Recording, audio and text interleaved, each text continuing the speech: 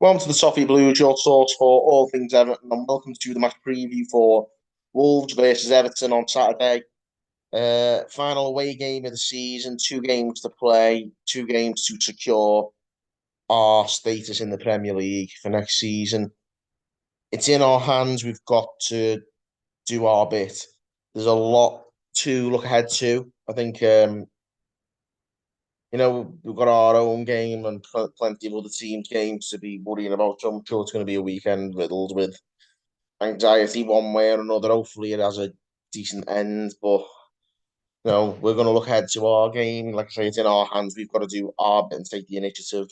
We play first out of all the teams down there as well. So we need to, really get out the blocks and really put our own stamp on it and make sure we're in control of our destiny come the final day, whatever happens.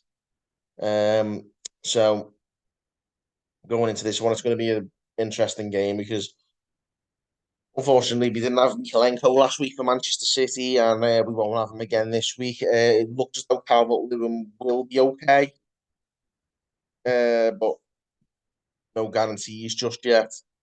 Um, yeah, Calvert-Lewin will play hopefully, but failing that, I'd like to see probably Ellis Sims or Gray because I don't think Mope offers anything.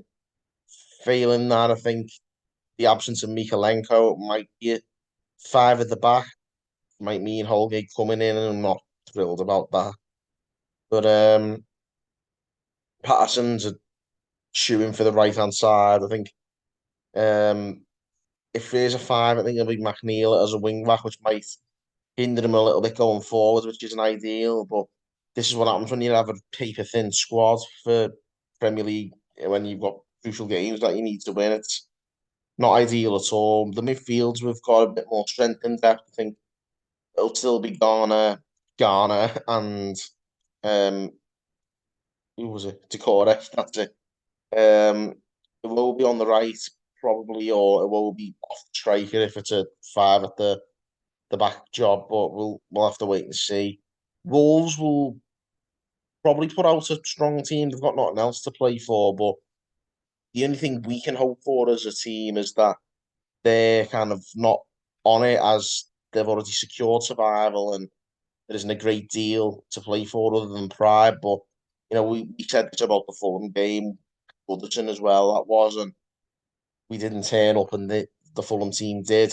So we've got to make sure that doesn't happen again. We've got to make sure that we turn up at the very least, and not left a chance.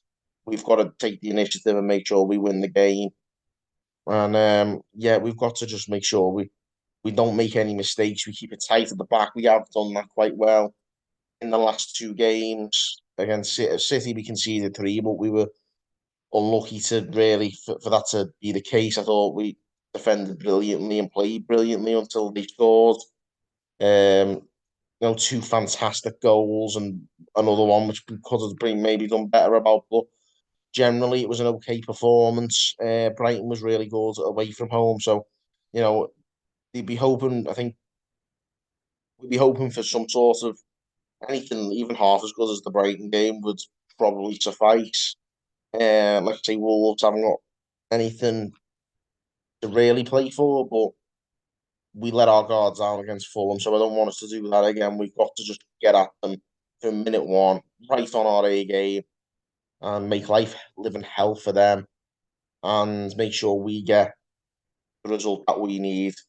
Um, yeah, so it'll be. I wouldn't change a great deal in terms of personnel from the City game. Maybe a slight tweak of system so Holgate isn't as exposed. But again, would Holgate be as exposed against Wolves as he was against Manchester City? Man City have just gone and made Real Madrid look like a part-time side. So, I thought that aside, that all things considered, we just put four past Madrid.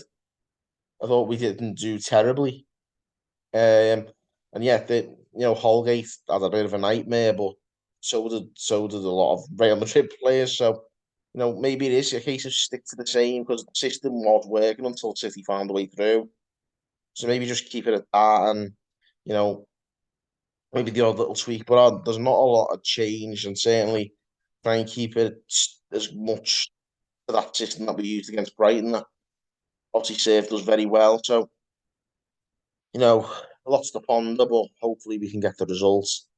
And then it's on to sweating about all the other teams and how they get on, and then the final day. So, it's not going to let up for the next 10 days. In 10 days time, our fate will, we'll know what our fate is. So let's fingers crossed. Let's go out there tomorrow.